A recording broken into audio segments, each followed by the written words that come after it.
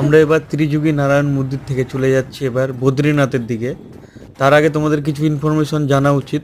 আমরা যেই বুলোরোটাতে যাচ্ছি, আমরা হরিদ্বার থেকে সোনপুরাগ পর্যন্ত মানে কেদারনাথে সোনপুরাগ পর্যন্ত আমরা করেছিলাম 5,000 টাকাতে।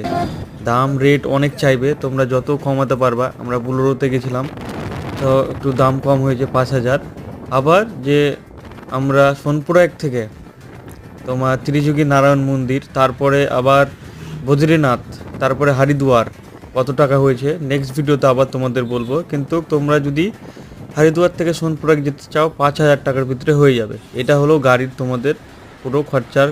আর রাস্তাতে জায়গায় জায়গায় ল্যান্ডস্লাইড হয়েছে, মানে রাস্তা খুব খারাপ হয়ে থাকে। বর্ষার টাইমে আমি মনে করবো ইগনোর করবা যত পারো, না হলে বর্ষাতে কিন্তু ফেসে যাওয়ার চান্স থাকবে। তো বর্ষাতে যত পারো ইগনোর করবা, এমনি নর্মাল টাইমে যাবা, তো ঘুরে মজাও পাবা, ভালোও লাগবে। তো চলো সামনে ভিডিও